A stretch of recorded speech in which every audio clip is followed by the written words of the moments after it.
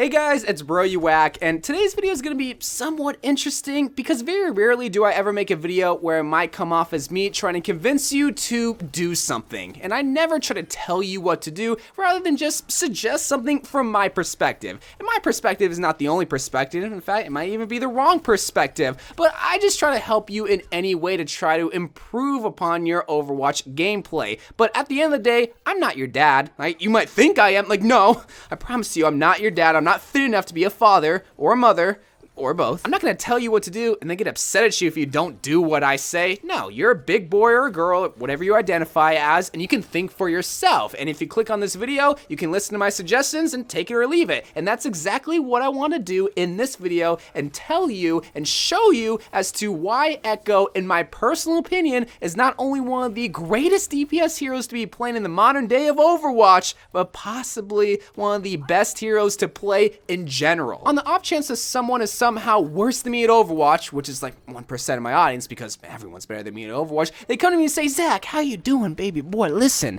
how do I get better at the watches of Over? And I tell them this one thing, and it is to be versatile, not just flexible, because there's a difference between the two. You can be flexible and play multiple heroes, but are you good at those heroes? Whereas if you're versatile, you can play multiple heroes, maybe not every hero in the hero roster, but you can play multiple heroes at a high level at your respected elo. So that's why I'm making this video for the people that might not be finding success with their mains or just wanting to learn a new hero. Because let me tell you, if you actually learn and take the time to practice Echo, learn the ins and outs of her, find out the opportunities, find out what makes her tick, learn about her emotions, then maybe you can climb to that next rank, all because you watched a video from the stupid little virgin talking about why Echo is so great. But what are the reasons why Echo is so great? Well, let me tell you. Echo is the jack of all trades and somewhat master of all. Unlike Jack Morrison, who is the jack of all trades and master of none, which is why he's named Jack Morrison, Echo can do what a lot of other heroes can do. Now, admittedly, probably not as well because there are heroes that specialize in tank busting, or in flanking, or in tracking. But the thing is though, Echo can do a lot of those things. Let's just look at the example of tank busting. When you look at someone like Roadhog specifically, who are the heroes that you think of to try to counter that Roadhog? Well, people like Reaper come to mind because he's a shotgun hero, and when you have that big belly of Roadhog right there in front of you, yeah, Reaper's gonna have an easy time shooting it. But when we replace Reaper with Echo in that same example, you come to find that Echo can also 1v1 that tank. Now, obviously, I'm not considering like the self-healing when it comes to Roadhog, or other heals, or even armor with other tanks, but the example still stands. In that perfect world, well, Reaper and Echo can both be tank busters, but here's the advantage that Echo has that Reaper doesn't, is that she can do this at a farther distance than Reaper. Reaper has to be in close proximity of dangerous heroes like the Roadhog themselves, or like the sleeping on a sleep dart thing. I don't know why I said sleeping, but there are lots of things that could potentially CC Reaper while trying to do his job, where Echo is at a far safe distance and still getting off that DPS that Reaper could do, but is in a dangerous proximity of the enemy team. But in case you guys don't know how to tank bust with Echo, because you have to do a certain animation cancel with her if you want to be able to get the full damage with your beam,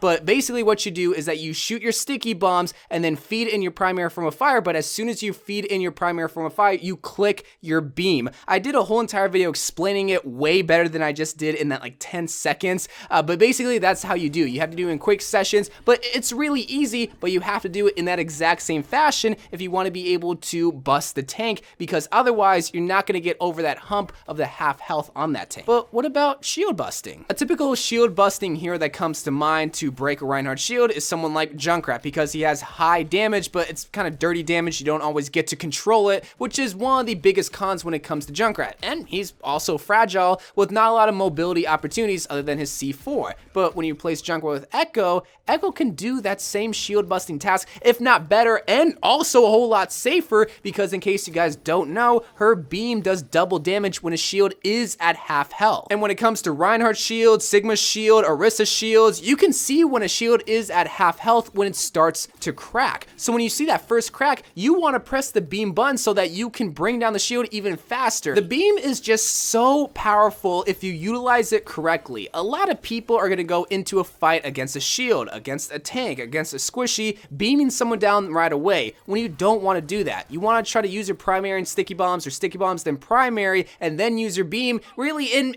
any situation, whether it is on the shield, the tank, or the squishy, try to just think like that, and you will see a whole world of difference whenever it comes to playing with Echo. At that point, you're maximizing the DPS with Echo. It might seem like really basic, but in the heat of the moment, the beam is just so easy to use, and it gives you automatic damage because it is very forgiving compared to her other abilities. So yeah, it's tempting to just want to use it right away, but you want to try to hold off so that you can have opportunities like busting the tank or busting the shields, or for the next segment as to why Echo is good, busting the squishies. In comparison of a great 1v1er like McCree, yeah, it's kind of hard to beat with that flashbang fan and hammer combo, but Echo can still hang with that primary and then beam, or even sticky bomb and then beam. Heck, if you're bad with your sticky bombs, you just have to shoot them in the chest one time and hope that they don't heal up and then beam them down. But we all know that. What about like on a flank, like behind them? Someone like Pharah is an excellent hero to do a flank as long as they don't hear you flying, so maybe that was a wrong example to do, but same thing. Echo can flank from behind them or on top of them and still get the kill in relative fashion compared to those other heroes that I mentioned before. Now, when it comes to Echo and dealing with some of the most popular support heroes of all time, she can also do an excellent job as well. I mean, just take like Lucio for an example. Lucio is very hard to hit, or maybe I just suck.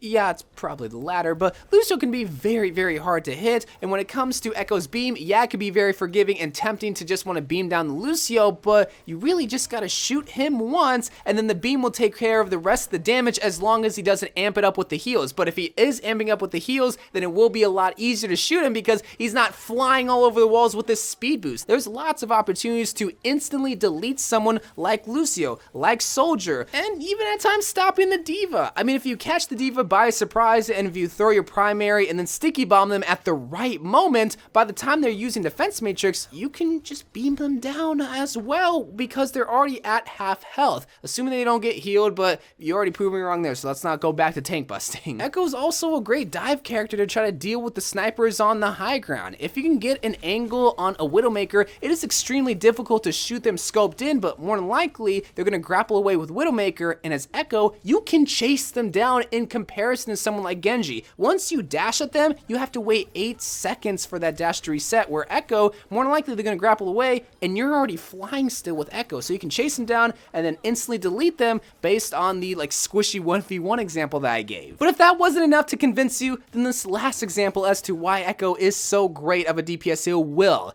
She can literally be anybody that you want, assuming that they have what you want on the enemy team, obviously. Echo's ultimate is pretty self-explanatory at this point. You can copy the enemy and you can get your ultimate really, really quick. But what I think Echo's ultimate allows a team to do is to be aggressive, which is something that is so valuable because what I find a lot of attacking teams lack is that aggressiveness to push past the choke or push the point or to isolate somebody, where Echo is that suicide kamikaze bomber that doesn't have to fear of losing her life. That was a terrible example, but you get what I'm trying to say. She can go in and create breathing room to either A, isolate a specific target to kill or to get a full team wipe, or at least just create some breathing room so you can figure out a plan of what ultimates you want to use. Echo's gonna fly into the sky and she can copy the Reinhardt and charge from behind them, and then the enemy team is gonna be so focused on that copied Reinhardt, and while that would be stupid for a normal Reinhardt to do, it's not the worst thing to do with Echo, because if she dies, the worst that happens is that she feeds the enemy ultimate charge, but allows your Reinhardt to earth shatter their Reinhardt because they're so focused on that copied Reinhardt. I said Reinhardt like 4 times, but hopefully that example made sense. Everyone's so fixated on the copy Echo that they forget that your team is still there with ultimates at the ready to use. And while all those pros look good on paper, in execution, there are still 2 glaring cons that you might bring up in the comments as to why she's not that great as to what I'm making her out to be in this video. The first is that she's a flying hero. I mean, I kept comparing her to Pharah, and any single time a Pharah is left alone in the sky, she is left so vulnerable because she doesn't have a lot of cover because, well, she's in the sky and she doesn't have a shield. But just like Pharah, how do we negate that vulnerability? Of course, everybody's favorite pocket healer, a Mercy. And if you're gonna say there aren't a lot of Mercy players playing support right now, then let me just do a little TikTok challenge, shall we? Sad and oppressed Mercy check.